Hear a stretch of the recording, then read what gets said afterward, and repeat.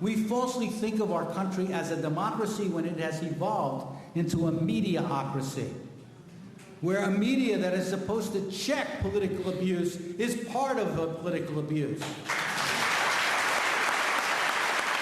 These commercial entities now vie with the government for authority over our lives. They are not a healthy counterweight to government. They are as big as or bigger than government, and they work closely with government. The most powerful special interest in Washington today is the media, because not only do they give money and lobby and do all the things that industries do in Washington and companies do, but they, of course, control whether or not a politician's mug gets on the tube. Now, that's power. That's the ultimate power in a political realm, is controlling perceptions.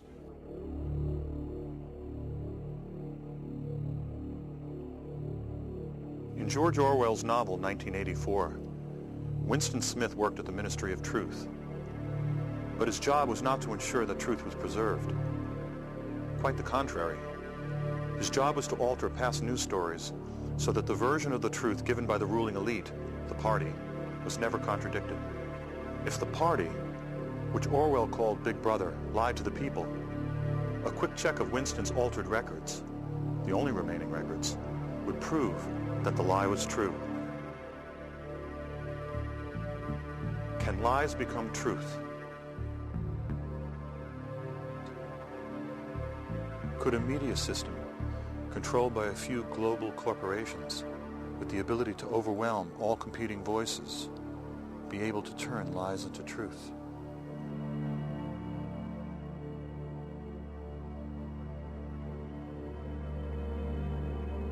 These corporations are not answerable to the people.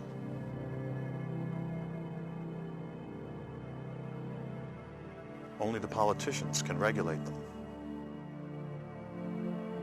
Could corporations possibly buy politicians with campaign contributions? Contributions so large that the politicians would allow unregulated corporations to go about their business of eliminating less powerful voices until only one voice remained. One truth. This documentary actually started 20 years ago when I was in graduate film school. It was around the time of the hostage crisis. It seemed to me at the time that the way the news was being covered was changing, and that this was typified by Rupert Murdoch's New York Post. So I went and I interviewed the editor of the New York Post on video, very primitive video. Do you think that you people increase public panic sometimes about shortages? Is it possible? Yeah, yes. I think that's where that's where the panic starts, through the media coverage, through newspaper coverage, television coverage. Do you think that the New York Post tells the true story? Or? Well, sometimes you cannot depend on the media. I think what they create is they create, like gas, you can create a panic, right? New York is a tough town. Can be very abrasive. And I'm not a great believer in adding to anyone's anxieties. Peter Mitchellmore was quite candid with me that day. Later I found out why. Are you leaving? Yes, go on. I became rather incompatible with the newspaper. The paper's fine, it's selling well, but it's not my kind of newspaper anymore. That's it. That day in 1980, we spoke about the hostages and the new phenomenon of the never-ending story. They were finally released the day Reagan was inaugurated. I didn't think anything of this coincidence at the time. 20 years later, a series of extraordinary events took place.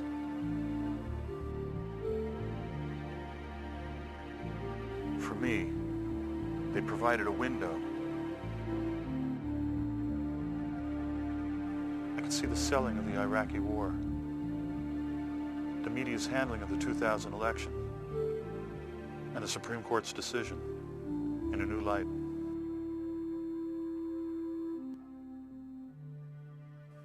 The question became whether there was a pattern in the way stories are covered and then dropped. Had it become easier to purposely manipulate the news? Were they not covering certain stories on purpose?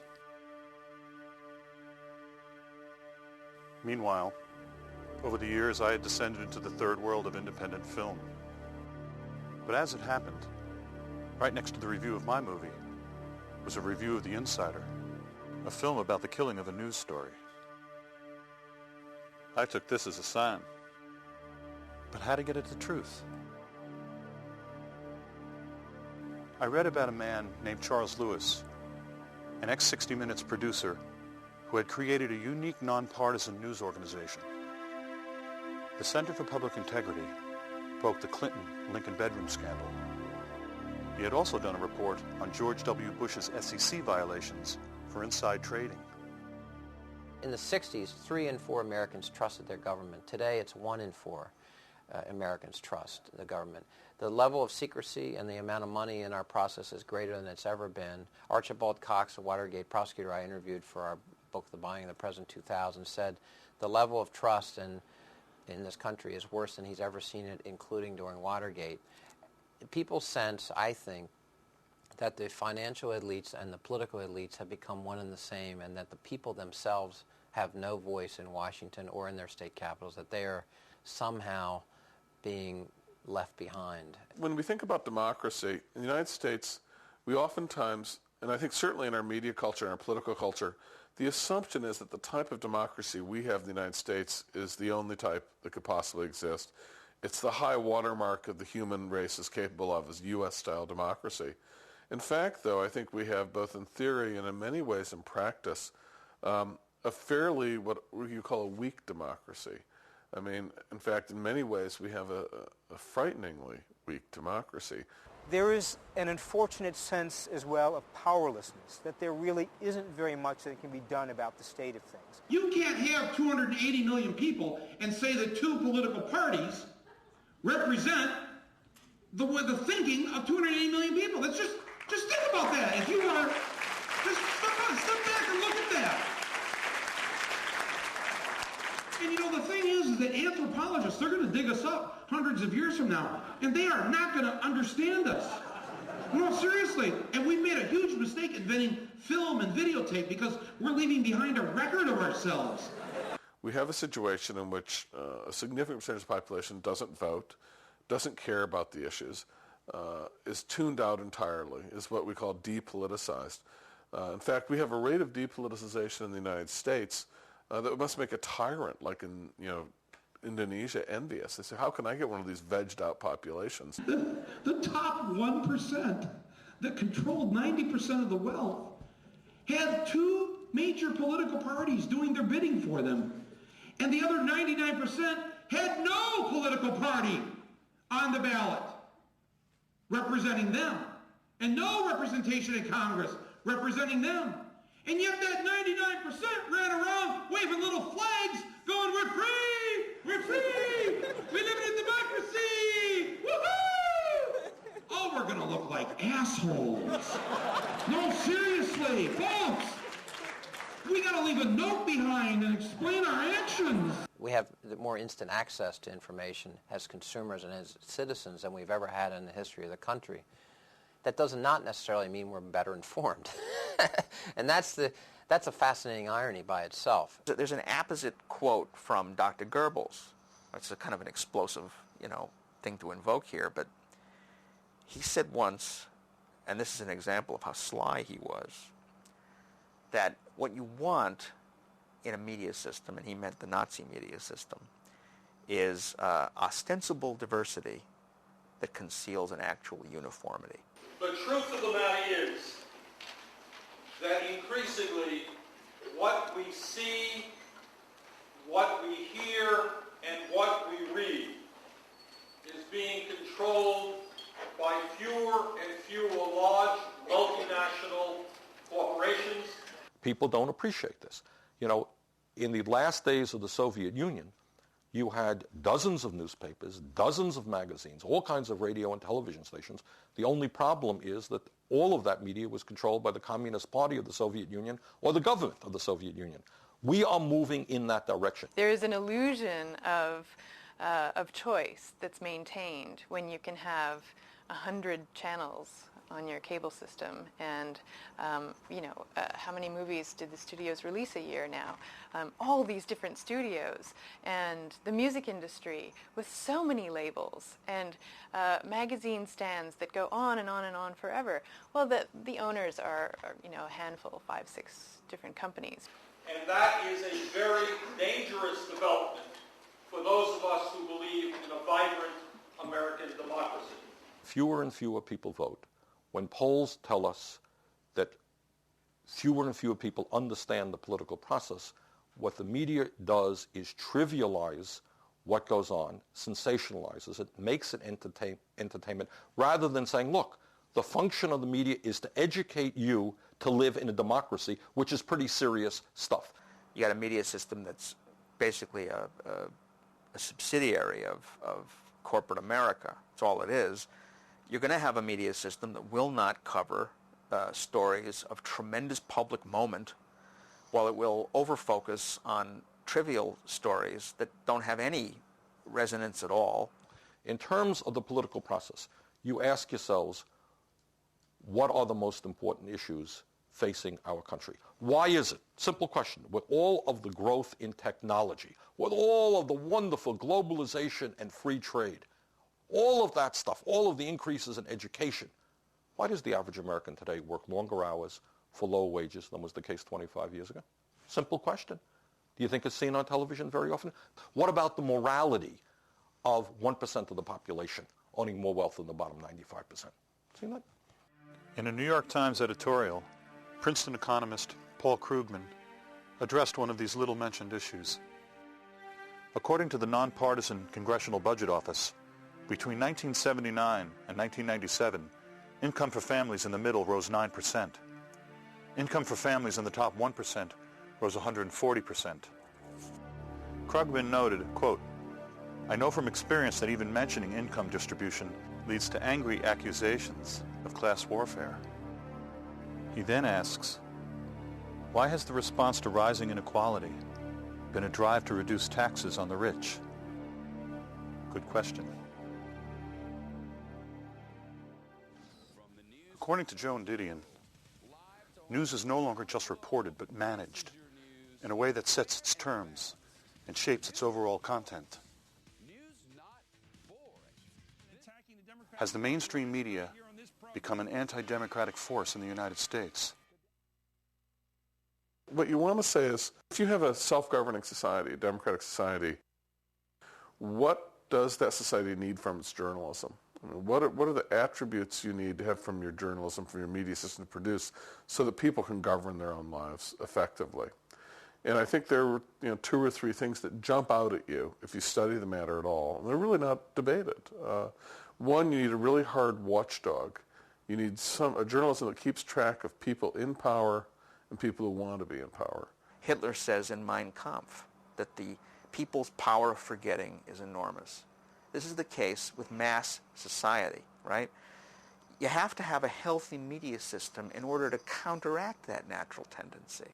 You've got to have that, because then people will be sufficiently roused by the notion of having to protect their interests to pay attention. Otherwise, if it's just a spectacle, if it's just a bunch of razzle-dazzle and bullshit, people will naturally, forget about it in a couple of days. And that's the pickle that Americans tend to be in. A CNN Gallup poll conducted in March 2003 found that 51% of the American people thought Saddam Hussein was personally responsible for the September 11th attack.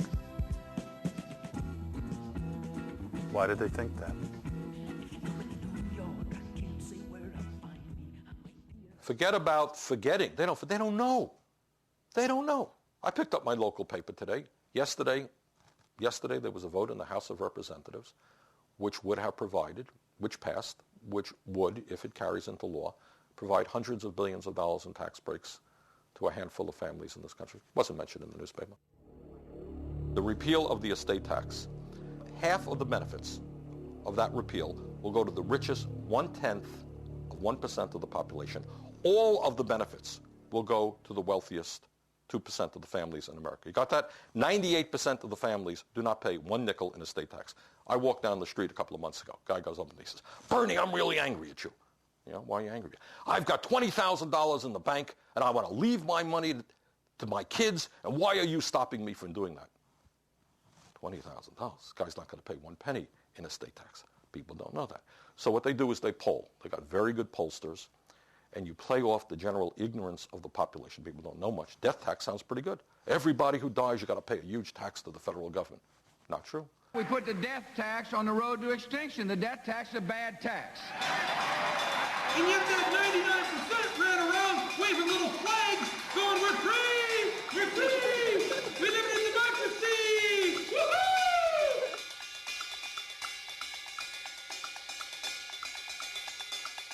Your job is, if you're at the network, to cover the basics. The basics mean that government, the entire federal government with millions of employees, is boiled down to the White House and the Capitol. You have a reporter at each place, and they're on every night. And that's the extent of your federal government news coverage. It's idiocy. Shocking. It's shocking and it's pathetic. And so you can have an SNL scandal that goes on for years and no one notices because that's an obscure, now defunct agency called the Federal Home Loan Bank Board. Well, how many reporters do you think are down there covering that? Hardly any. If a member of Congress gets an appropriation for $58,000 in order to put some funding into a house or something or into something in his community, it's liable to make the front pages. Congressman Jones gets pork, $58,000 for this stupid project, headlines. But when you spend hundreds of billions of dollars, it is more likely that the hundreds of billions will not be covered than the $58,000. How did journalism get this way? To remove controversy from story selection. So you can't be yelled at for why did you put this on the front page and didn't cover some other story. There becomes a tremendous reliance upon official sources as the basis of legitimate journalism. This was a new thing. You know, in 1875, if the governor said something wacky, a newspaper editor would say, I'm not going to cover that. It was stupid. Newspapers, they don't invent stories. They go to people, experts in this country, for their opinions on what's coming down or not coming down. It means those people in power, political power especially, but also business power, are sort of the assignment editors of journalism. What they want to talk about becomes news. If they agree that they don't want to debate something, like the CIA, it's virtually impossible for a journalist to introduce that as a story. If the media had been on the job during the 2000 election, for example, if they had reported what was actually going on and reported it with all due emphasis and repetitiousness, kept on the story day after day. I don't mean the occasional piece on page 10 of the New York Times. I mean appropriate coverage where you follow the scandal. If that had happened, Bush Cheney wouldn't be in the White House today because they weren't elected. They stole the election. The range of inquiry by journalists was strictly determined by what the official sources were saying. In this case, the Gore campaign and the Republicans, the Bush campaign. And journalists basically, their credible journalism volleyed between these two positions. Now, the problem with that was very simple. The two sides were playing by very different rules, very different game plans. On one side, you had the Republicans, and they were committed to winning this election no matter what. Principle be damned. They were taking power, period. That underscored everything they did. So there was no commitment to being principled whatsoever. One day, if you got the right ruling by the state Supreme Court, it's clearly a state issue. The ruling 2 days later goes against you. The exact same people say it's clearly a federal issue. There was no sense of shame. The point was you wanted power, period.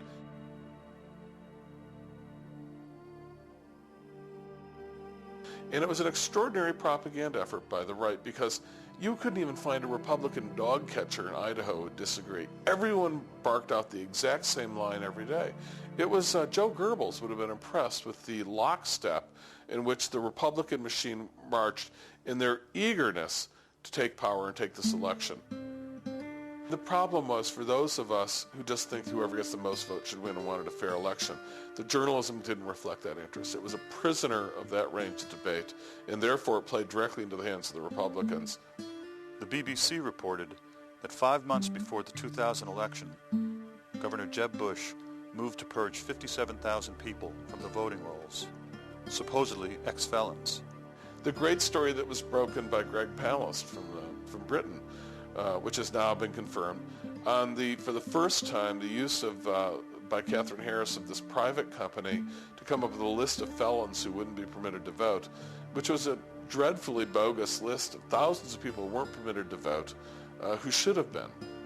According to Palast, a private firm with Republican ties, Database Technology, signed a $4 million contract to provide scrub lists of ex-felons. Part of the job was to verify the list, which the firm acknowledged was inaccurate. The state of Florida brought in this Republican firm on the excuse that they had these databases, and when the company said, well, now we want to run the databases against this list of 57,000 names, there's a little handwritten notation that says, in Catherine Harris's office, right on the listing of the database checks, it says, don't need. We will give you, what they told DBT, we will give you the check if you don't check. How many of these names are wrong?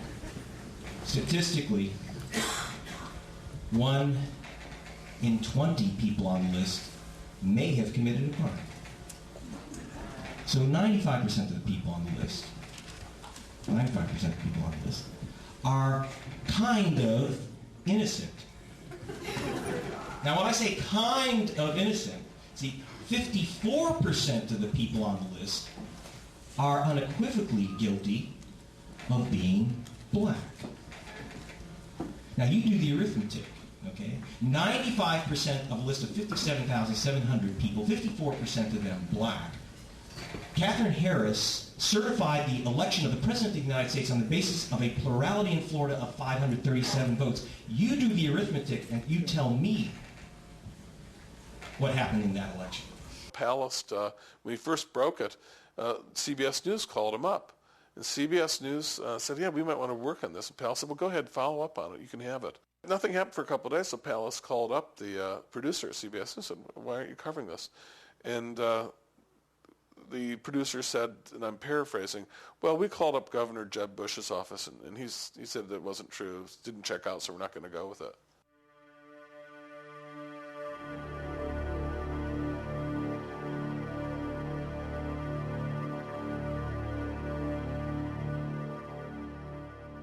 We did not do any kind of frontal, direct investigation of the media for 10 or 11 years, mostly because our information that we put out with news conferences and things like that is disseminated through the media. So it would be, I'm being very candid here, it would not behoove me to investigate the media on a regular basis because none of the information would ever be reported and my organization would never be heard from again. And so I'm not stupid. I do recognize that fact. But I have been getting so frustrated, and I decided it was time that we looked at the media. We had half a dozen people working for 6 months, and we investigated, and we found, of course, that the most powerful special interest in Washington today is the media.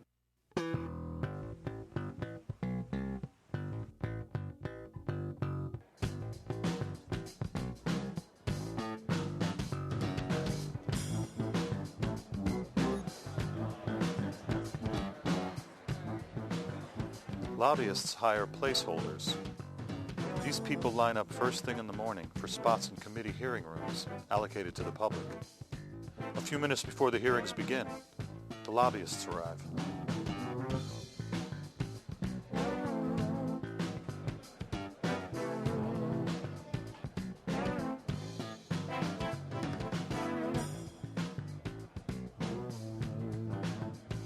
These guys have hundreds of lobbyists. They have nearly 300 lobbyists, paid lobbyists, and they're giving away tens of millions of dollars in campaign contributions, and they control whether or not a politician ever gets on the air all over America.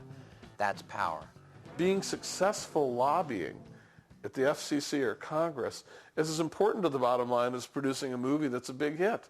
I mean, it's every bit as important. It's more important. That's basically stealing stuff from government is the key.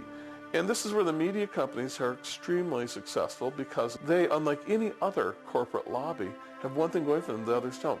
They actually control the means by which the public can actually learn about these debates. You can imagine Exxon would love to own the media, or Philip Morris, so that any debate over cigarettes has to go through them. They took members of Congress on 315 all-expense-paid trips around the world. And then you have the FCC regulating the broadcaster, 1,400 privately funded trips. How's the FCC going to tenaciously, aggressively regulate the broadcasters when they're taking trips from them all over the world? Well, of course it's not going to happen, and guess what? It's not happening. The problem in this town is that a lot of the regulators that have been set up to protect the public interest have been captured by the people they're regulating, and that's been going on for years. It's not new, but it's outrageous. Regulators, the Federal Communications Commission, almost always upon leaving office, go to work for the people they were supposedly regulating in the public interest. Beneath the reported story of greedy Enron executives is a story about the influence of money over government regulators. This is what has happened with the media companies. Had been well designed. Crazy,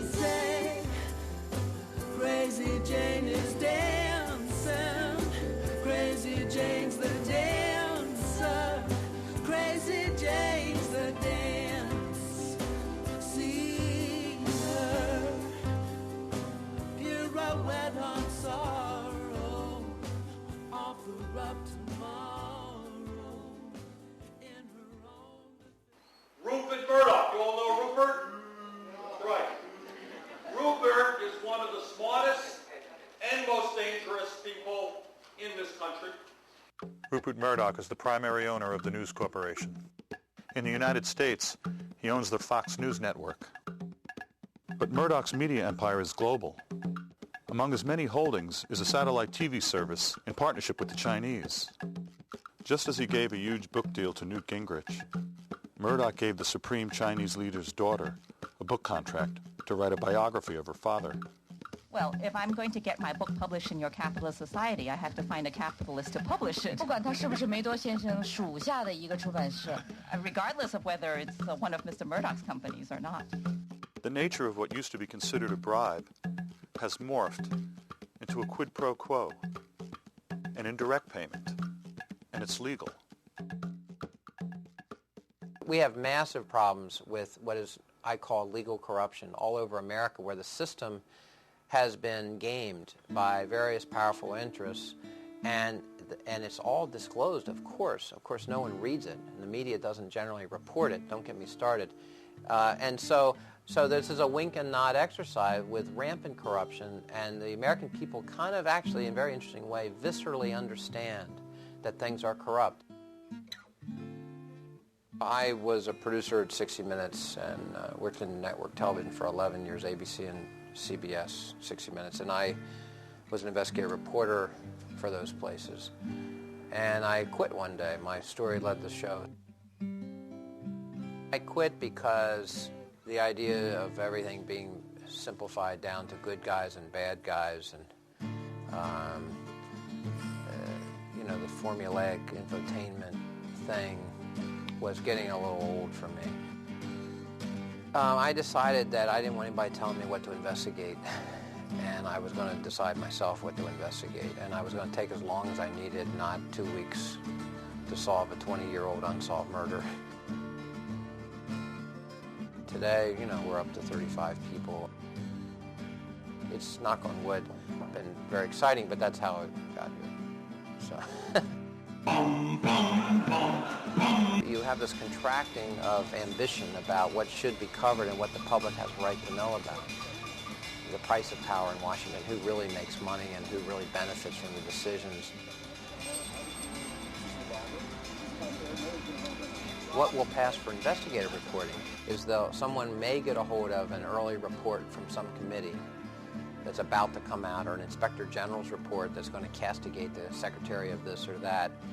And so you'll breathlessly go on the air and, you'll say ABC News has learned or whatever the network is, and you'll be out of breath, and it's all exciting. You're holding up a report, and it'll look like the faceless minions that comprise the network, hundreds of them out there ferreting information out for you to serve the public.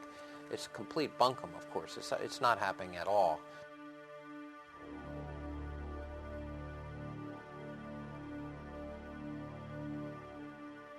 The public would never know from the media that they spent $11 million to keep any free airtime provisions out of any legislation, successfully, by the way.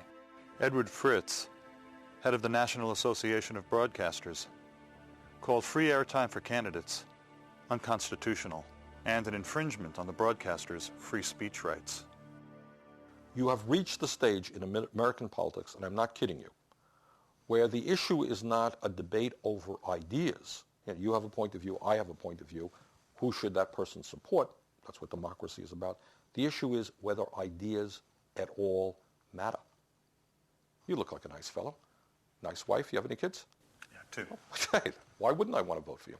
One of the strange things about it is that politics is now presented in terms of politicians and not politics. I don't think the media are interested in politics. They're interested in politicians, which is a wholly different subject. Media corporations don't cover the news when it comes to politics anymore. The political news coverage in 2000 was half what it was in 96. 96 was half what it was in 92. The third leading source of revenue for the media today, broadcast media, happens to be political ads. So if you're a politician, the only way you get heard is with ads. In 1981, the media was getting $80 million from political campaigns for ads. Today, the last campaign, they got $1 billion.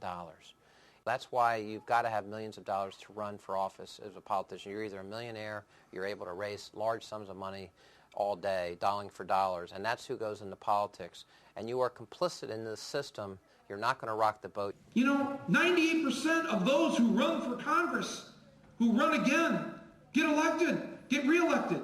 We have a 98% return rate in Congress. Are you aware of this? Do you know, I looked up the statistic. The old Soviet Politburo had a 92% return rate. All right? They actually have more turnover than we have in the U.S. Congress. Is that just the most embarrassing thought? Why do we do this? We've got to change these laws. We grant these monopoly rights to TV stations. They don't pay a penny to the people for getting these monopoly rights to TV frequencies. And then they turn around and sell time on the public property and make billions of dollars and destroy our political system. All the while, they pay off the politicians themselves to keep getting these monopoly rights. The corruption here is dreadful. The public is really at a loss. What do you do about that exactly? I'm not quite sure. I mean, they're probably in a perfect world, there should be a citizens movement about this. People should be marching in the streets. I mean, in some ways, we should be as angry about what's happened to our media as the Russians ought to be about what happened to their media. Now, that would be seen as heresy inside the networks. How dare you? We covered stories all the time last week. Look at this story. Look at that story. They would take issue with what I just said. They'd probably call you un-American. They would call me un-American and a bomb thrower, and I probably won't be on any of their airwaves anymore after this interview. 10 years ago, 50 companies ran the media in America. Now it's down to 5 to 7. Tonight, as I came down here, NPR was reporting on decisions that the FCC, under the control of Michael Powell, son of Colin Powell, who when asked about whether or not there was a digital divide in the world said, "I'm more worried about the Mercedes divide. I'd like to have one, but I can't afford it." That's the commissioner of the FCC, who is about to lift all the ownership caps on big media companies, and an issue that is not covered in the media. Michael Powell was actually quoted as saying that he has no idea what the public interest is. The oppressor here is regulation. He actually said that.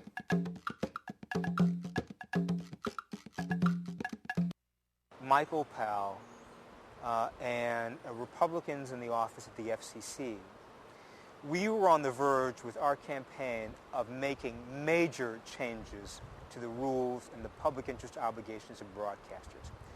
The Federal Communications Commission had proposed rules that we pushed in this campaign. I mean, that hundreds of Americans in small communities, in large communities, pushed. We were going to get rules that would make local broadcasters much more accountable to their interests. Those rules were proposed once Bill Kennard was out of office and Michael Powell was in office. Those rules went into a drawer. They were never voted on. Starting with Ronald Reagan, the holy grail of deregulation has been sold to the public, and the news media has largely ignored its disastrous results. Once the Reagan administration was done, there were more rules, but they called it deregulation. It's almost this Orwellian use of language where you create new rules, but the rules change because they benefit industry, and you call it deregulation. And you say deregulation, and people feel that's good because people like deregulation. People like fewer rules. They like, depending on simpler, cleaner, old Western rules. But it's a trick. It's not really what's happening. I remember when I first went into television, I believe the FCC rules were very stringent about how many television stations a network could own. I think it was 5. And of course, they had to be in different markets. And now, I know here in New York, we're talking about a duopoly. That's the new word. You have the probability, it looks like right now, that News Corporation will be the owners of the Post, Channel 9, and Channel 5 in the one New York marketplace. So yeah, the regulations have eased considerably. The whole ball game has changed, and precisely how that affects different people buying and selling different stations in different markets and how it impacts on the news, I don't know. In my view, there are tremendous effects that are almost entirely negative. There's almost nothing positive about it. First of all, it leads to these companies are so big, their political power grows exponentially. It's a democratic issue. It means that one viewpoint will come to dominate in most of the outlets that we use for knowing what's going on in the world. Many people are not aware that when you watch television, you are watching a program produced by a large multinational corporation that has enormous conflicts of interest. General Electric and NBC is a perfect example. How can we be sure we're going to get the kind of information we need to have about the nuclear industry, about defense contracts, and all of those things when NBC is beholden to this parent company? Why would they report on that? Of course they wouldn't. Why would ABC report on what's going on at Disney? They wouldn't. There's no point in it. And it's precisely for that reason that those companies want to own television stations in the first place, so that they can keep a check on those sorts of things. General Electric has made it a very proud part of their policies that they are going to move jobs from the United States of America to China, to Mexico, any place in the world where they can get cheap labor. This suggests obviously that General Electric is deeply concerned about our trade policies. Over the years, General Electric has done its best not to pay taxes, or to pay as little as they can in taxes, taking advantage of all kinds of corporate welfare tax loopholes. Suggests very strongly that General Electric has an interest in tax policy. General Electric is a major polluter. Therefore, they're concerned about weakening environmental policies. It's not obviously just General Electric. It's the same thing with CBS or ABC. The conflicts of interest are enormous, and the result is that certain issues are talked about, certain issues are not talked about. In close to 11 years, we've done more than 100 reports. The reports and investigations about public servants screwing up or systemic abuses of the public trust by public officials almost always get covered. We're the ones that broke the Lincoln bedroom scandal about the Clinton White House. We've done a lot of this kind of thing. When we do those stories, they get covered and the media jumps on them, frankly. We have a news conference. We normally have 50 or 60 reporters, 4 or 5 cameras. But I have to tell you, when we've investigated corporations, for some reason, it just doesn't get covered. What can I say? See the Business Week cover a short while ago? The majority of Americans believe that corporate America is just one corrupt institution that needs to be reined in. In some ways, corporate power is treated by our news media much like communism was treated by the Soviet press. In the Soviet media, the bad commissar who didn't meet the tractor quota could be skewered in the media. Pravda or TASS could give the guy a hard time. But the system of communism was off limits. And in many respects, the occasional capitalist or firm that might make a bad tire or bad seat belt can be skewered, but the system as a whole is always off limits. In my entire political life, not one reporter has ever come up to me and said, Bernie, you know, the average worker is today working longer hours for lower wages than 25 years ago. What the hell are you doing about that? Why do people have to work 50 or 60 hours a week? Bernie, what are you going to do about the plants that are being shut down in Vermont where companies are moving to China? What are you going to do about that, Bernie? Never been asked me. Why not? Because those are questions that the reporters are not allowed to think about. You are, in a sense, you know, people say, well, do you think, Bernie, that there's a conspiracy, that Jack Welch is on the phone to every reporter for NBC telling them what to ask? Of course not. But what goes on, there's a framework of thought that you are allowed to have, and it goes from here, it goes to there. Everybody kind of has the same mindset. You know, this story plays, this is a lead because it, you know, it screams. This is a, you know, everybody kind of has the same approach to it.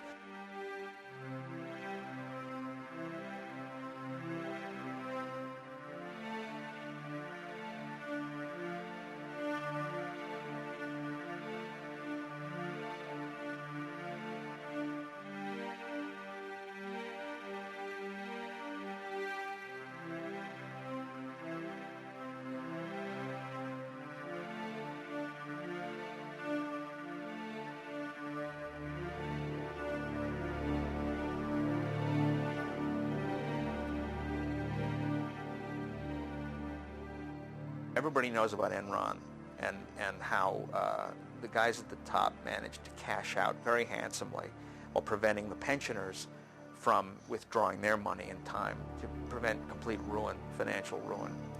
Well, I mean, there's a history behind this, you know. George Bush, who is, of course, a good friend of Kenneth Lay, cashed out in exactly the same way, you know, as a major shareholder in Harkin.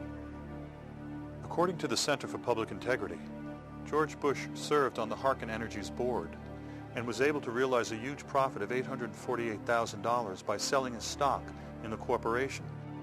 Harkin had concealed its losses by selling some of the firm's assets to a group of insiders and declaring a profit. Shortly after he sold, the stock price plummeted. He reported the sale to the SEC 34 weeks late. Bush was on the Audit Committee and the Restructuring Committee. He claimed he didn't know. I propose some tough new standards for corporate reform. Like you all, I took a look out there and saw a problem. And the problem was we had some folks who were trying to fudge the numbers. We had some people who decided they weren't going to tell the truth when it came to their assets and liabilities. The Harkin inside trading story was reported by the Center for Public Integrity 7 months before the presidential election, but the mainstream media chose not to report the story. This represents a kind of insider trading. It's obviously epidemic at the top. In the 2000 election campaign, the mainstream news media hinted that Al Gore was a liar. At the same time, the press ignored or glossed over serious questions about George Bush. From repeated allegations that he had gone AWOL to inside trading. Is there a connection between Bush's avowed policy to completely deregulate big media and their see no evil news coverage? Call it a coincidence. You know, they'll cover whatever they damn well please, and it's not going to get in the way of the bottom line. It's not going to cost a lot of money to produce, and it's generally not going to upset the powers that be, of which they are a major part themselves. And that's where we are as a country, and it's really grim to watch. It's very depressing. Bush made millions of dollars as governor of Texas, and his father is now making millions of dollars as a worker for Carlyle, making millions of dollars thanks to the policies of his son. His son has all around him in the White House and throughout the government all kinds of people from Lockheed Martin. And Lockheed Martin's making out like a bandit because of the war on terrorism. This is a scandal of such magnitude, you know, that you'd think that the press would be thanking its lucky stars that it happened on their watch because it's such a great story. No, it's too big for them to cover.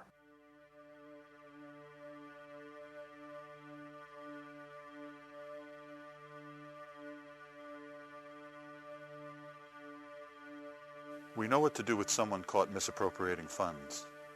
But when confronted with evidence of a systematic attempt to undermine the political system itself, we recoil in a general failure of imagination and nerve.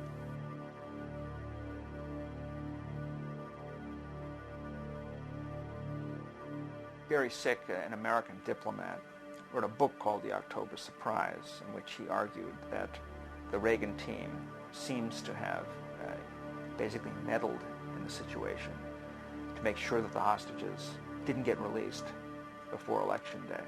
Gary Sick was a member of the Carter administration and on the staff of the National Security Council from August 1976 to April 1981.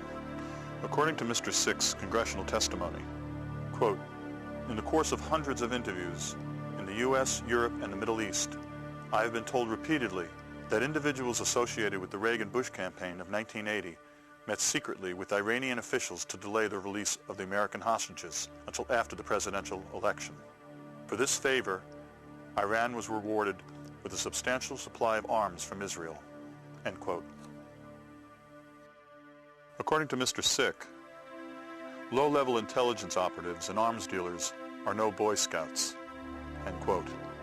Their accounts were not identical, but on the central facts, they were remarkably consistent. Because of my past government experience, I knew about certain events that could not possibly be known to most of the sources.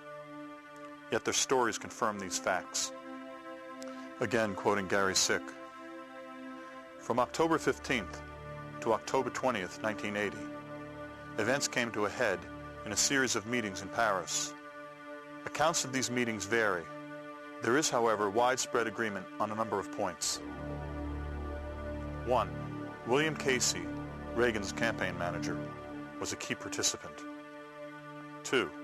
Iranian representatives agreed that the hostages would not be released prior to the presidential election on November 4th. 3. In return, Israel would serve as a conduit for arms and spare parts to Iran." Quote, "At least 5 of the sources who said they were in Paris in connection with these meetings insist that George Bush was present for at least one meeting. 3 sources say they saw him there. Former President George Bush denied being in Paris." According to Sick, immediately after the Paris meetings, things began to happen. Iran publicly shifted its position in the negotiations with the Carter administration, disclaiming any further interest in receiving military equipment.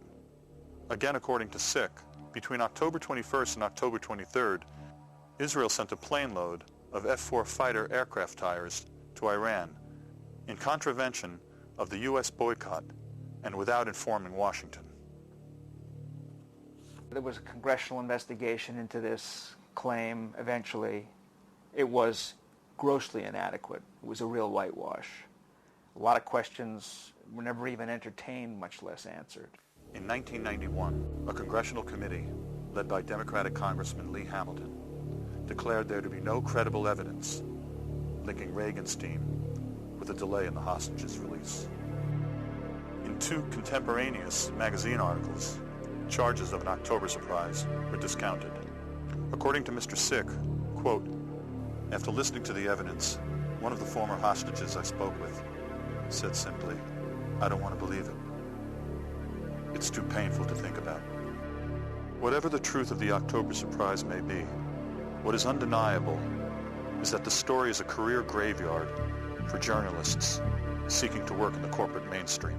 If you read what the hostages themselves had to say later in their various reminiscences of the experience, and you read some of the press coverage in depth, you find that the Iranians who were guarding the hostages had their stopwatches out. I mean, they were waiting for a particular moment to let those hostages run into the field of vision of the photographers who were all there waiting to take their picture.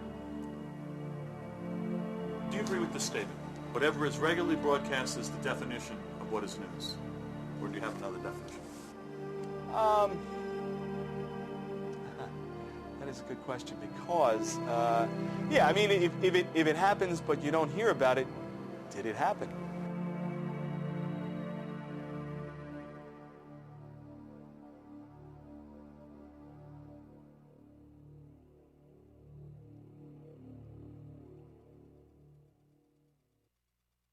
But by and large, on the right at least, media and concern about media is at the top of the list. Republicans and the right wing mobilize, they organize, they train people to be in the media.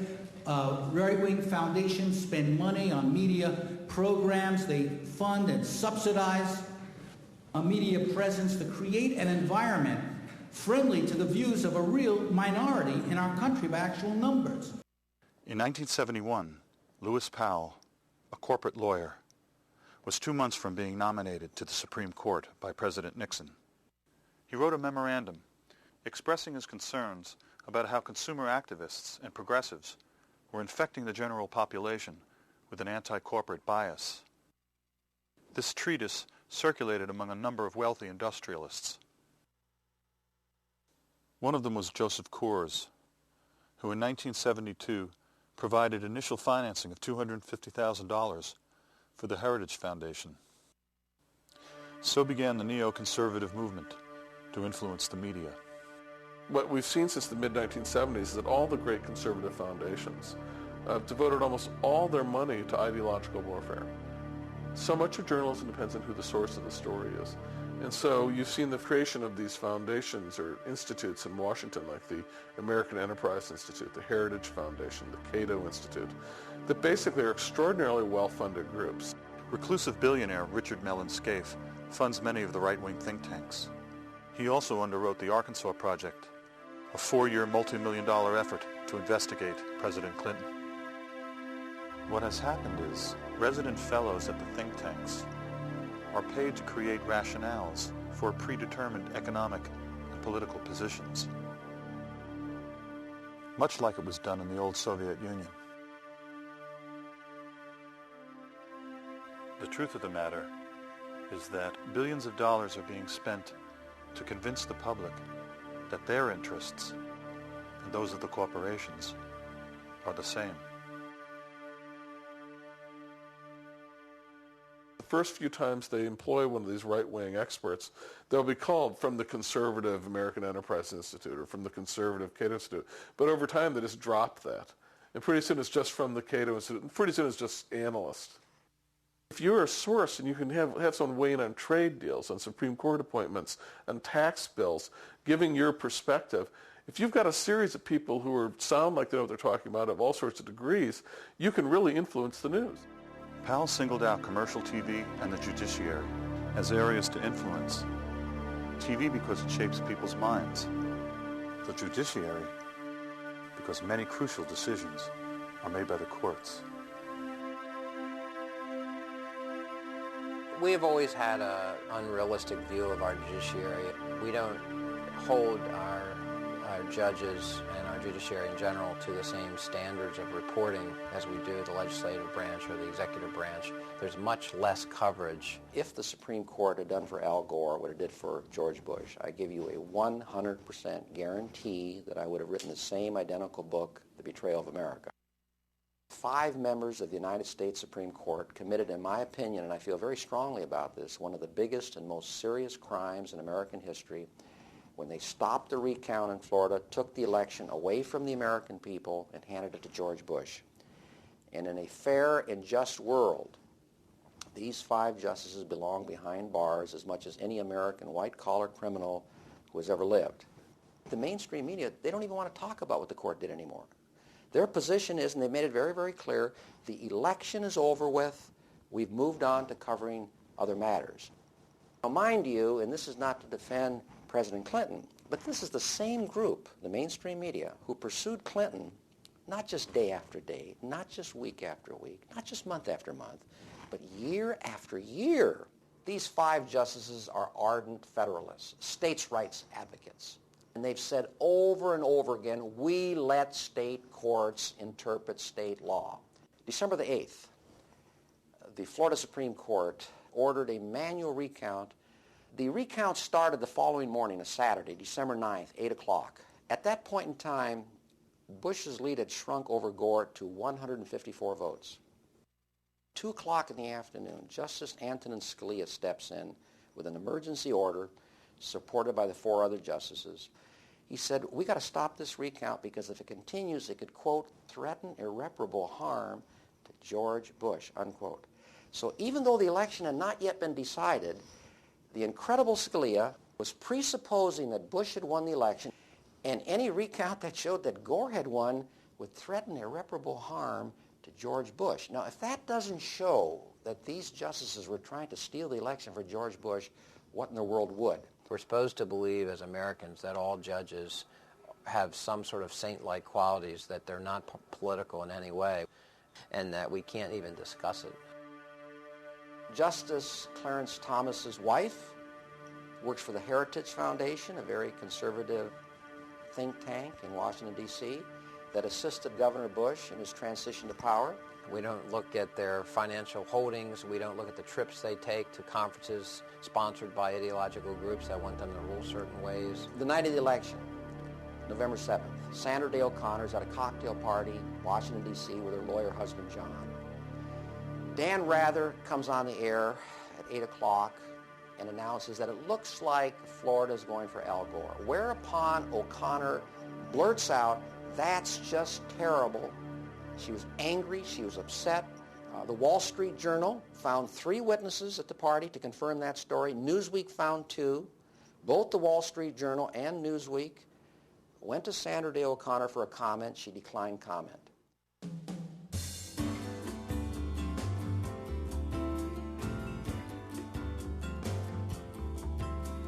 Tommy sat at his computer.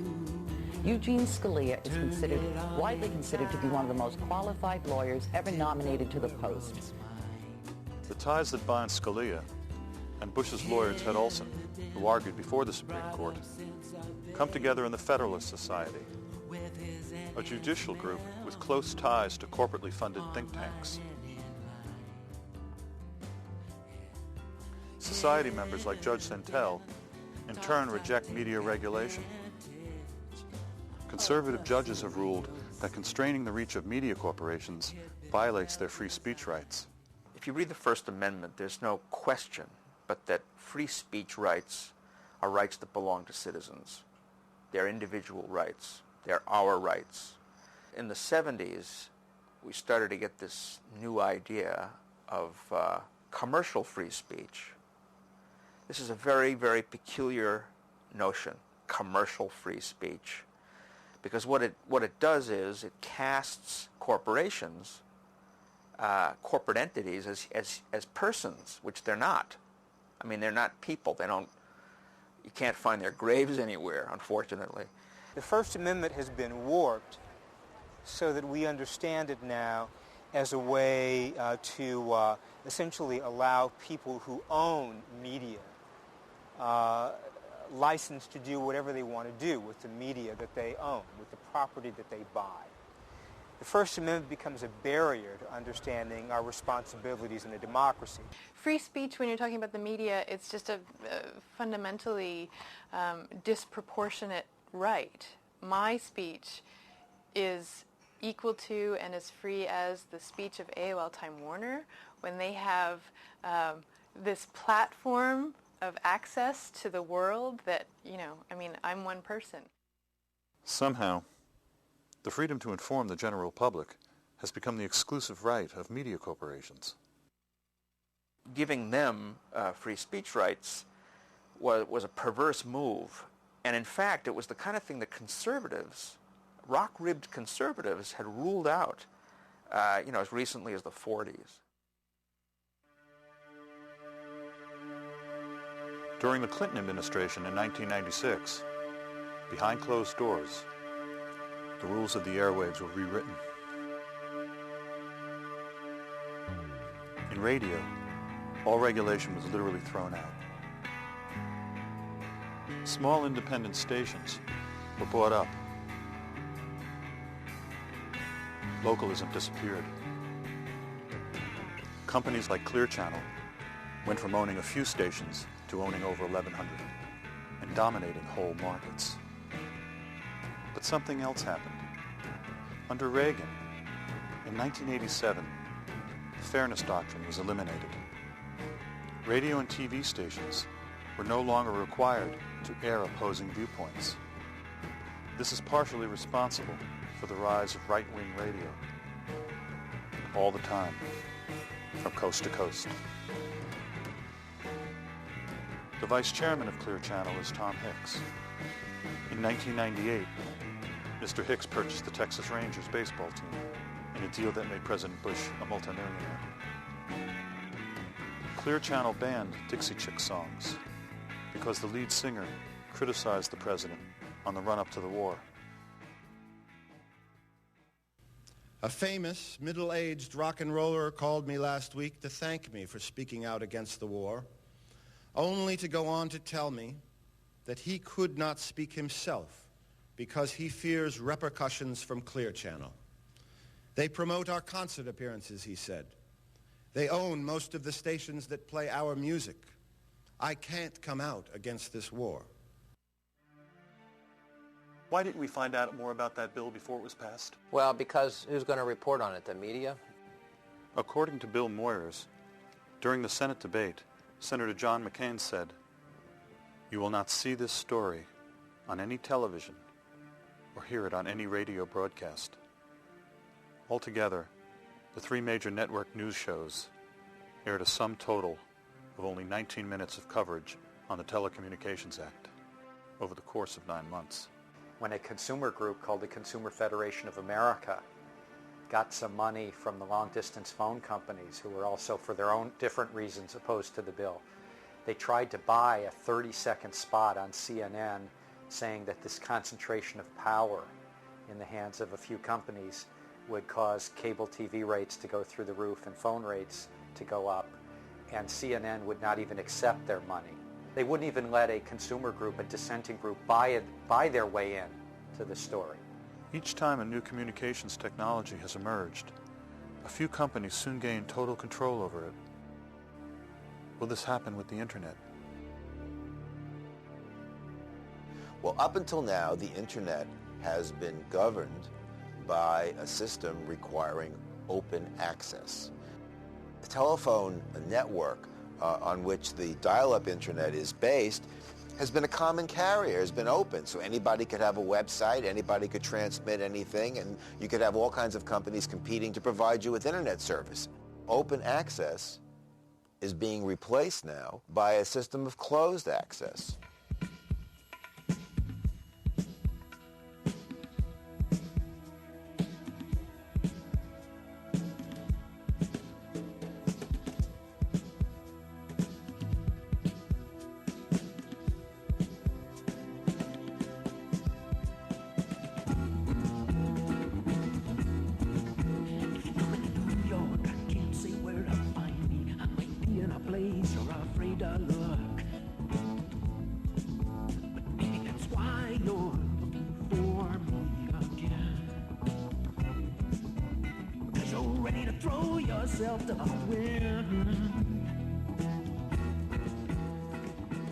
So companies like AOL Time Warner and Comcast and Paul Allen's Charter, they're opposed to any kind of open access rules. They say, we want to control Internet delivery.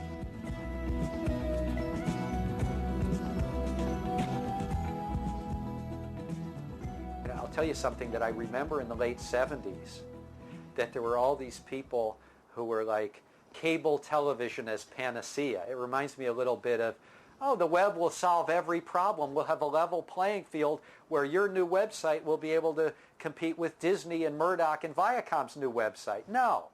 Michael Powell has ruled that the cable companies are not subject to the open access rules. The future freedom of the Internet is in doubt. You know, one of the myths of our society, you've probably heard this one, is it's based on competition. Have you heard that? That's the sort of pablum they feed us in the bottom fish. The truth of the matter is, at the top of the system, the key to the system is crushing competition. So what we've seen in media, in all the sectors, you've had fewer and fewer companies. The largest companies buy the small companies. They try to get bigger and bigger and make it harder for new companies to enter. Because once you have just a handful of companies dominate an industry, the ability for someone to enter the industry as a newcomer is almost impossible. I think there are lots of ways that you make news more profitable, and it doesn't make for better news. If you ask the reporter, are you interested in truth, of course they'll all say yes. If you go to journalism conferences, which I do quite a bit of, Everyone is looking for the truth. The problem is the gatekeepers of truth are not the reporters, they're the owners. And they're the lackey editors who work for the owners. And they'll decide what flies and what works and what pays the freight in terms of the advertising and the numbers. They'll be watching those numbers, and those numbers better be up or we'll get a new anchor. The thing that we base our our coverage on, is it a good day or is it a bad day, is the numbers. I mean, I wish we didn't have to rely on that so much. I wish there was some way that you could base your job or a performance on something other than the numbers. Unfortunately, that's not the climate right now. You look at news directors who get hired, because those are the ones that are really on the chopping blocks. I think their jobs are less secure than Major League Baseball managers. That's not news. That's marketing. That's something else. I never heard of doing news based on going for some demographic. You do the news. Call me crazy, but that's what you do. You investigate something because it needs to be investigated, or someone's clearly lying, or there's some issue of the public trust that needs to be looked into. You don't do it because you think some demographic will particularly enjoy the story. I mean, that's nutty. And it's the underlying theme of all the great laments we see, of all the journalists you talk to now. We're so appalled that the public service they entered has become a purely commercial activity. A pundit is defined as a learned person. According to James Fallows, in his book Breaking the News, pundits are celebrities, telling us what to think of events. Howard Kurtz, the media reporter for CNN, said, quote, "The culture of news has merged with the relentlessly glitzy world of entertainment, producing one great roaring ooze of headlines and hype. Margaret Carlson of Time magazine said producers want people who can sound learned without confusing the matter with too much knowledge. I'm perfect." Jeff Greenfield of CNN said, "We're booked as entertainers. We know what we're being paid for. We are being paid to fill seats. FaceTime on television translates into big-time lecture fees." According to Brian Lamb of C-SPAN, the message from Washington in the last 20 years is that everyone does everything for money. George Will said, "If you pick your audiences carefully, you can give the same speech every time." McLaughlin said, "It's important to go on the road, where you'll get to hear the whole range of views from the trade association. These speaking engagements are usually given to business and trade associations and paid for by corporations."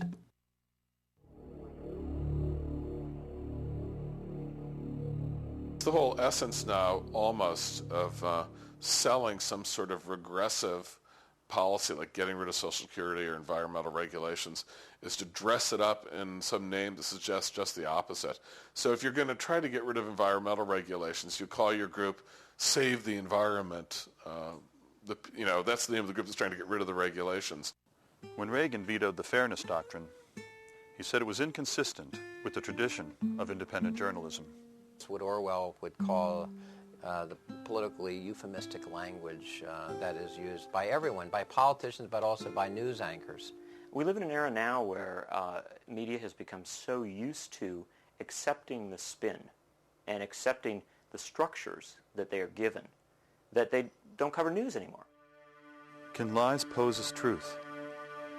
Winston had a friend at the Ministry of Truth named Syme, who was sure that they could. His job was to eliminate words. The aim was to narrow the range of thought by eliminating words that make real thought possible. There would only be good and evil. Everything that Big Brother represented was good. Everything that opposed Big Brother was evil. As Syme explained to Winston, the whole climate of thought will be different. There will be no thought as we understand it now. Orthodoxy means not thinking. One of these days, thought Winston, Syme will be vaporized. He sees too clearly and speaks too plainly. One day he will disappear. You heard that 175,000 votes were not counted in the state of Florida. But it's not like everybody's vote counted or was not counted the same. The number of votes not counted was in direct proportion, county to county, to the black population of the county.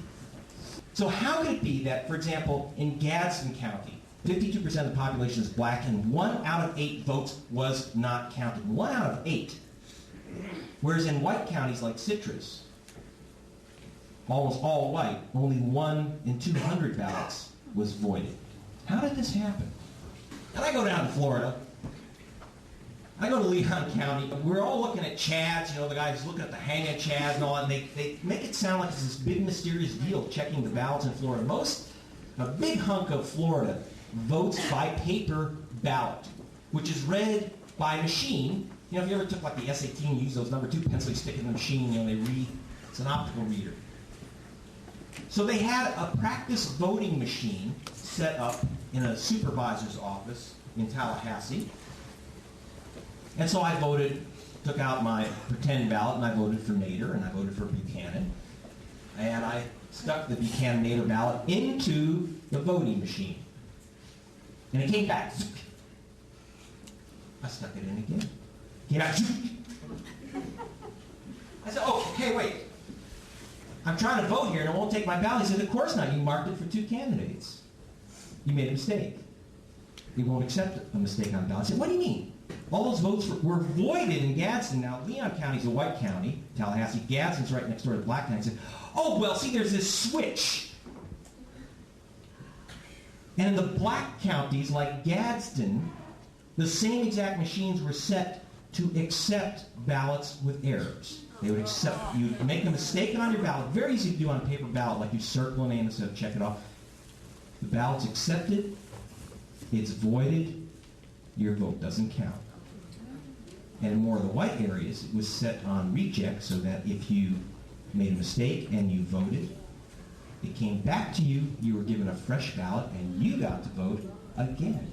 And the losers in this were the American people, whatever your political views, because we all have a right to have the person who actually won the election take power. We all have the right to there be a fair count. Helen Thomas, Dean of the White House Reporters, was quoted as saying that Bush is the worst president she has covered, the worst president ever.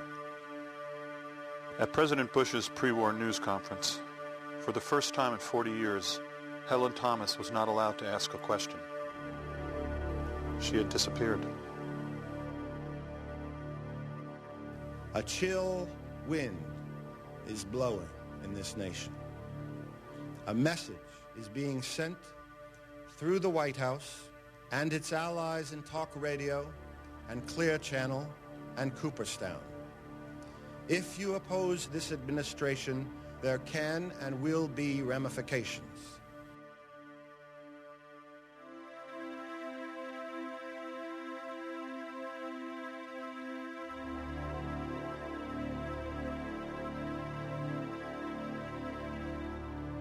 In the last several years, media corporations and politics have merged in a new way.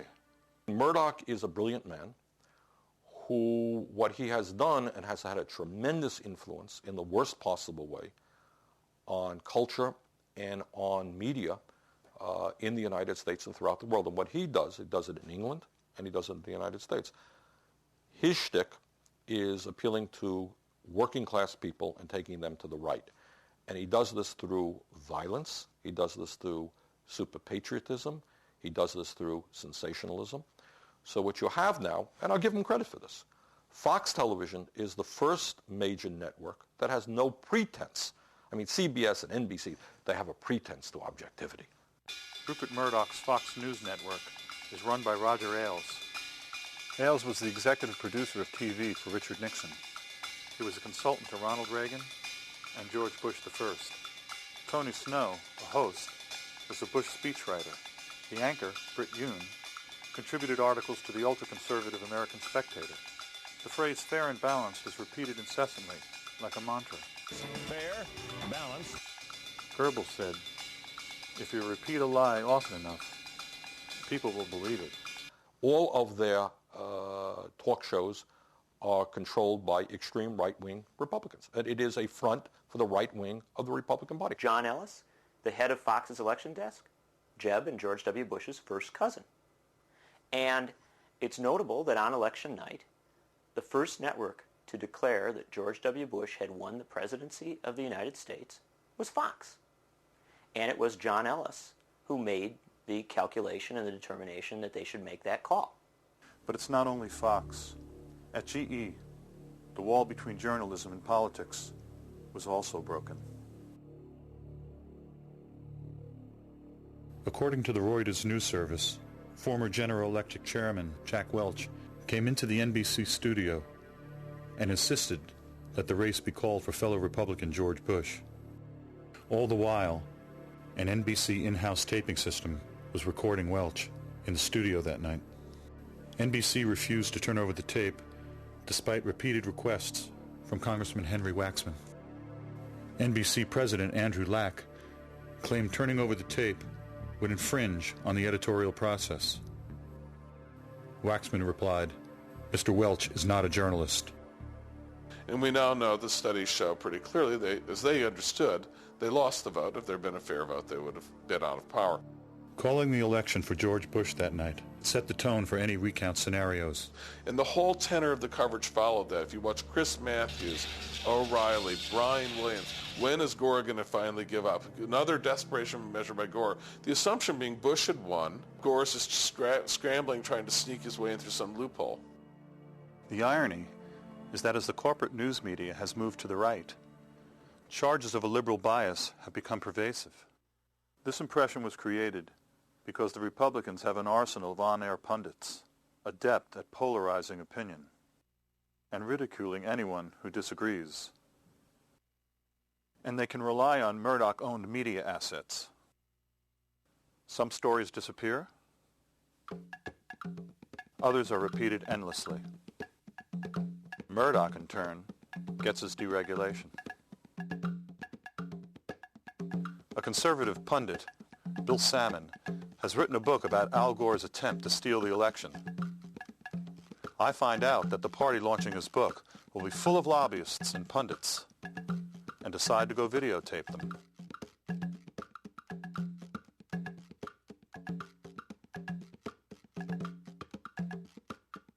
Funny thing is, these behind-the-scenes operators don't like to be taped. You're not allowed to film the building without permission. As the right got more and more of a toehold in the media culture generally, through the efforts of Heritage and Hoover Foundation and others, that myth became increasingly serviceable, you see. You could cow moderates, much less liberals. You could cow anyone who wasn't a right-winger working in the media by constantly assailing them with accusations of liberal bias. Or by assailing them about a lack of patriotism. I'm Janine Jackson from FAIR, the Media Watch Group. I thought you might like to know that the Heritage Foundation has announced that Jesus would support a war on Iraq.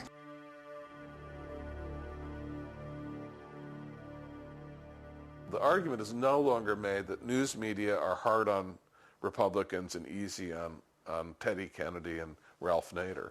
That's not the argument. That argument is so ludicrous as it doesn't even pass the giggle test. The argument now simply redefines left-right entirely in ways that drop out core issues of class, core issues of corporate power. The media does not discuss the growing, inequity between the rich and the poor and the disappearance of the middle class. I could go on and on and on. There is no evidence whatsoever for the claim that there's a liberal bias in the media. It's based entirely on a stereotypic view of the reporters themselves, many of whom may be liberals. Probably they're centrists by now. But the fact is that their own personal views have nothing to do with what gets on TV. Winston Smith worked at the Ministry of Truth. His job was to alter past news stories so that the version of the truth given by the ruling elite was never contradicted. One of the most troubling things about the media's handling of the 2000 election came a year later. A consortium of major news organizations hired the respected National Opinion Research Council, called NORC, to inspect the 170,000 uncounted votes. NORC was not allowed to characterize its findings. The media companies did that. And the disturbing thing is that they hid the truth by distorting the Florida Supreme Court's actual ruling, which called for the counting of all votes where the intent of the voter was clear. According to the BBC's Greg Palast, who watched the Newark counting operation firsthand, one counter said, quote, "It screamed at you. If someone circled Gore, exactly who do you think they wanted as president?" The consortium did not comment on the exclusion of tens of thousands of clearly marked ballots, which the Newark data reveals. Instead, the consortium came up with a tortured analysis that showed Bush would have retained a lead under one method of counting, just the undervote. On December 24th, 2000, on NBC's Meet the Press, the moderator, Tim Russert, said the following: "Florida, Florida, Florida is over. The board is now retired." And that was pretty much the end of the mainstream news media's coverage of the Florida recount and the Supreme Court's decision to stop the counting of votes. Had Nicaragua had an election like this and the Sandinistas won, the very people who won the Republican election would have insisted that we not only invade Nicaragua, but that all the people who engineered the election be held for war crimes. They know that they're not there serving at the will of the American people.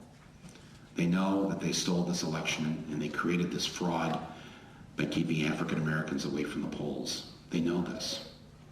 And they know they have very little time to enact their agenda because they know that they're going to get the crap beat out of them next time. Forget what the media is telling you, okay? This guy ain't going to last, all right? He knows it. They all know it. But if they would do this, if they would stoop this low to steal our White House, what else would they do? What else are they capable of? What else are they capable of? I want to know. So what we have here is not the sunlight of democracy, but the dark, ominous shadows of totalitarianism, despotism, fascism.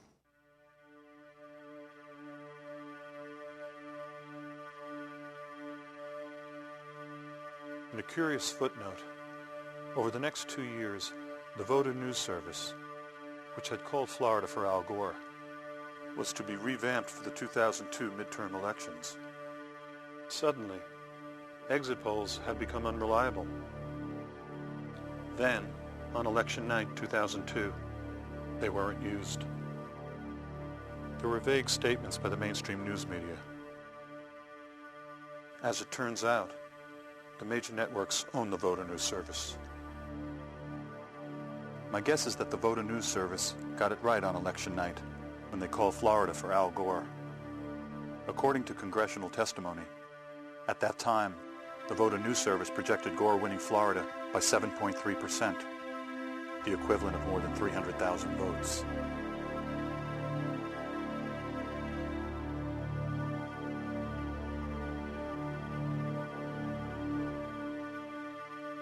The Voter News Service was the smoking gun. It had to disappear. Welcome to computer voting, the newest twist in our voting process. With no paper trail. Uncheckable.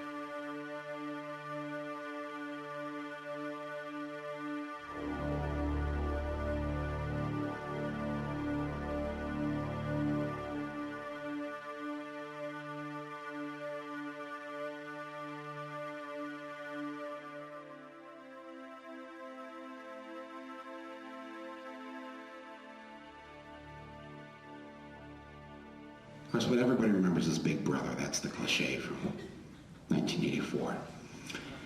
Let me remind you of another part of the story. The leader realized that he needed the permanent war in order to frighten the people into giving up their rights. What happens when a group of people have unaccountable media power and can redefine the rules without being questioned? On September 25, 2002, as the United States moved toward war, relatives of the 9/11 victims spoke. This press conference was not on the evening news. My brother Jim Patorti worked on the 95th floor of the North Tower of the World Trade Center and lost his life on September 11th. And one of the hardest things I had to do was to tell my parents that they would not be seeing their oldest son again. No one victim of violence of war is less or more important than any other. So my brother, who was seen as a type of collateral damage in some fanatics' eyes, his death is no more or less important than the collateral damage of someone in Iraq or Afghanistan. It's a leveling commonality that we have with these people. And so for those people who are making decisions about leading us into this very dangerous era, they have an open invitation. They can come to my house over the holidays. My brother's birthday is right before Christmas. They can see what it's like to be around a family who's affected by war and terrorism. And we believe that this aggressive act, this unilateral act, will only inflame anti-Americanism that is already in the Middle East among Arab communities.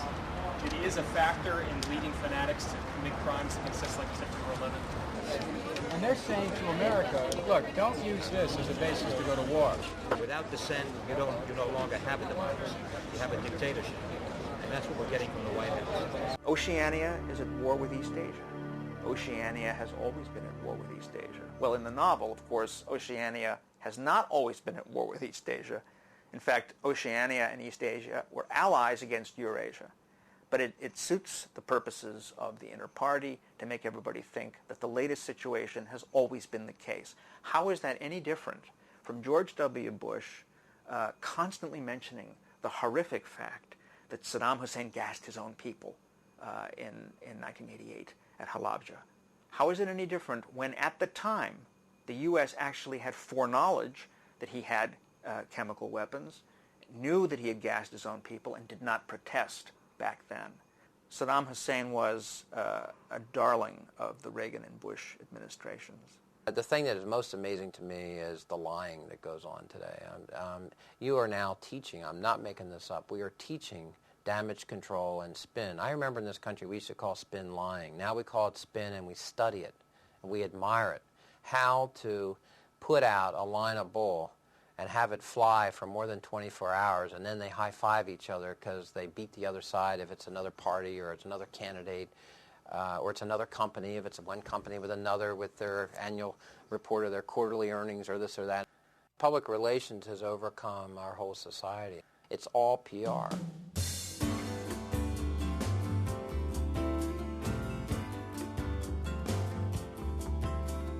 Tommy sat at his computer, turned it on and tied it to the world's mind. He'd been brought up since a baby with his enhanced memory, online and in line. He'd been taught to take advantage of the symbiosis. He'd been well designed. Crazy, crazy Jane is dancing. Crazy Jane's the dancer. Crazy Jane's the dance. See her pirouette on sorrow, offer up tomorrow in her own defense. Tommy, he'd been taught to value anything that better kept the world flying.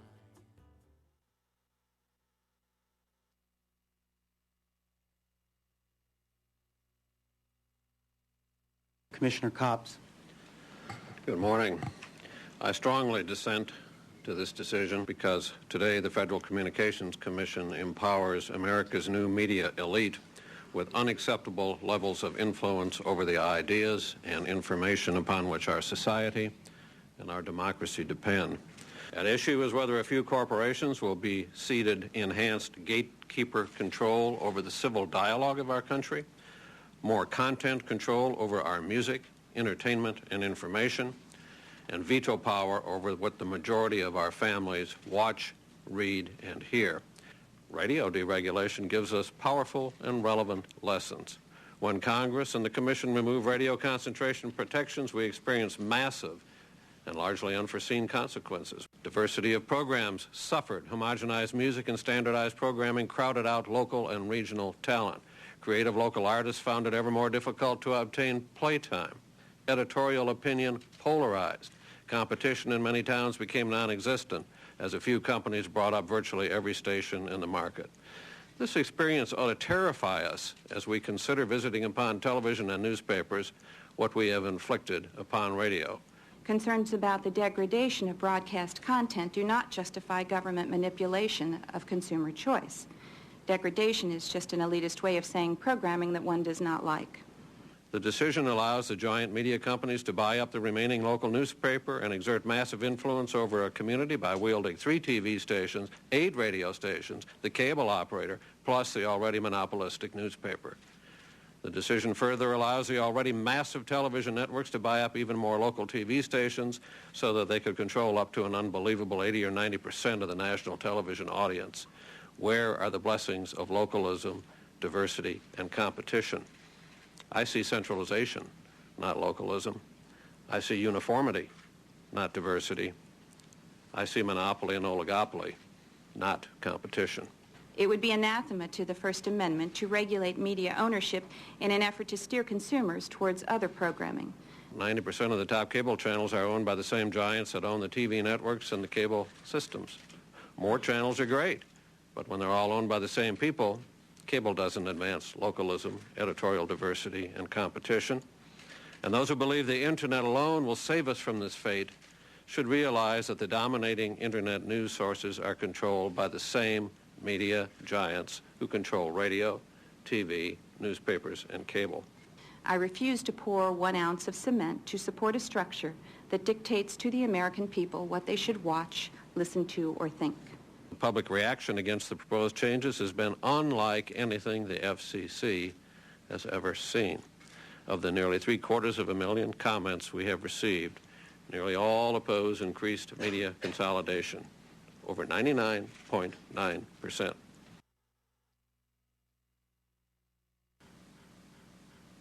Those commissioners voting in favor of the item signify by saying aye. Aye. Those opposed signify.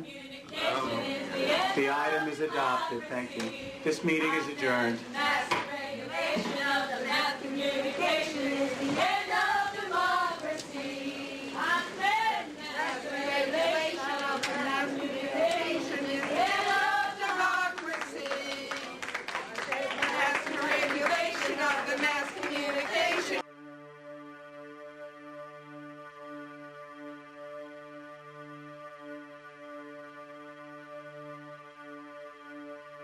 The list of well-recognized people and organizations who oppose all or part of the FCC's media ownership rules is one of the strangest lists of strange bedfellows you'll ever hear.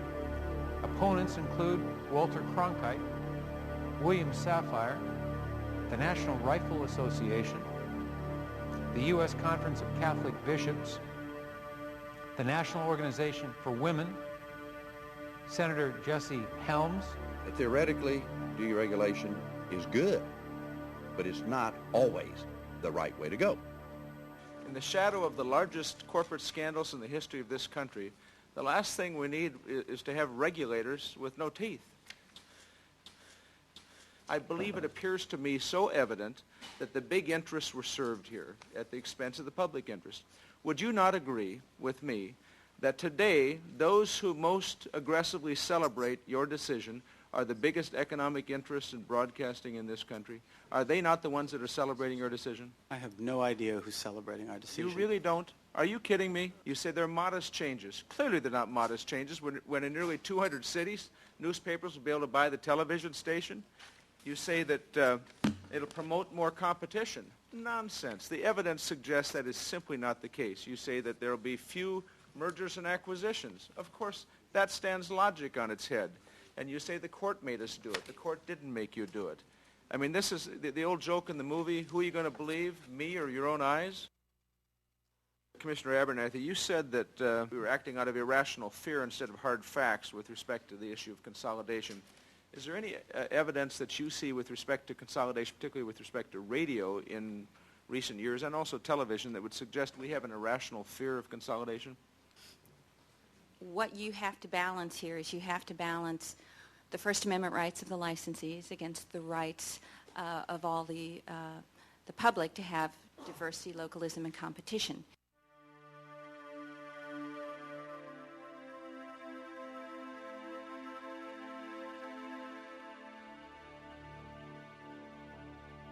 The founders did not anticipate the protections for commercial speech that we now have, and nor did they anticipate essentially the warp to the sense of the First Amendment that has occurred really since the 1970s.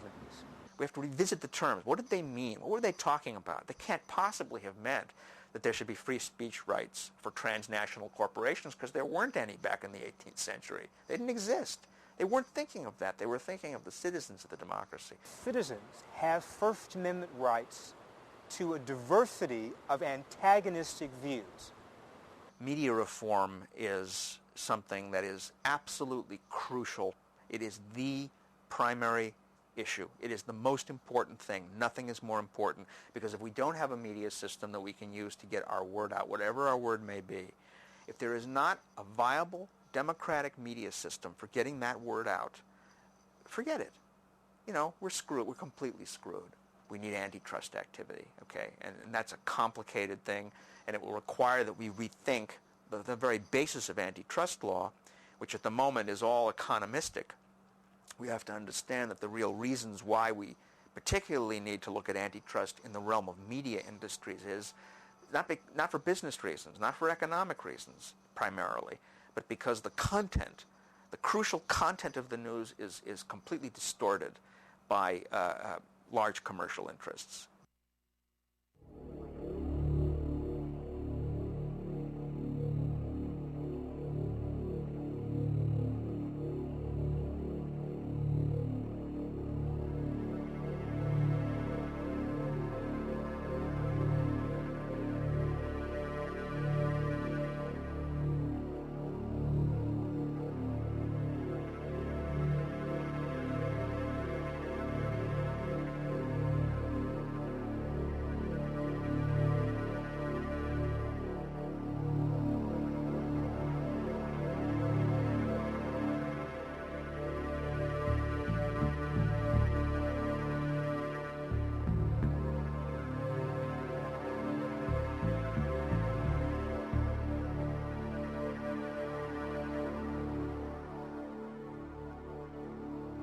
Some reporters have compared George W. Bush to Ronald Reagan.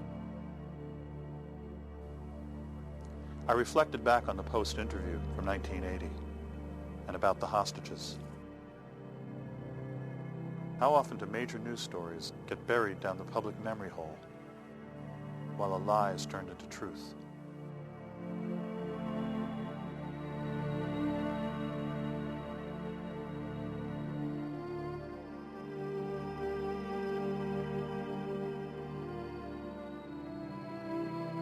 There's a window of opportunity now. Most governments, most countries have not figured out how to limit access to the internet, and they've not figured out, and powerful companies have not figured out how to block information that is inconvenient or unfriendly to them or that they don't like off of the internet, at least in this brief window that we have before they all figure it out. Will history repeat itself? Will the public find out about the threat to the internet before it's too late? We're not in the clear here at all. I mean, this is not a straight shot here where we can just go ahead and do whatever we want. It's complicated, but it's new, and there's some things we don't know about it and no one else knows about it. And as long as there's the slightest bit of vagueness or the unknown element is something I'm going to exploit as much as possible.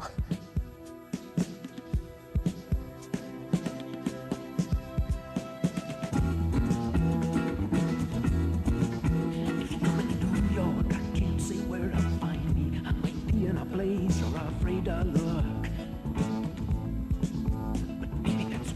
you're looking for me again. 'Cause you're ready to throw yourself to the wind.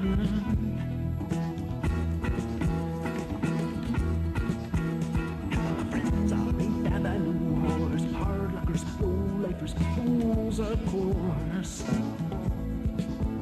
Anyone else who can love the worst that I am. Do you know what I mean? I'll throw myself to the wind. I can't take you where I wanna go. I don't know what is true. No, but if I leave you lose control, maybe I could love the worst in you. Maybe you could love the worst in me too. I used to believe supporting each word because I was willing to die as a martyr until they laid me down on that cross. Though I can't be ashamed to be just human, it's not so easy to defend. So I might as well throw myself to the wind.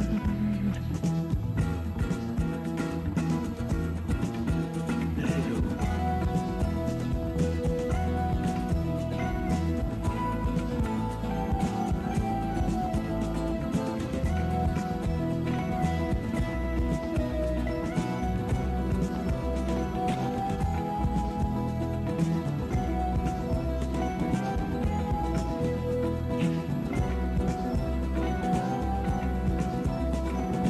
I can't take you where I wanna go. I don't know what is true. But if I leave you lose control, maybe I could love the worst in you. Maybe I can love the worst in you. So you wanna ride with me? Let's know where I'm bound. When I used to believe I could get somewhere, but the world turned out to be round, and we'd be fools if we tried, 'cause we'd only end up where we started from again. So we might as well throw ourselves, you know, we might as well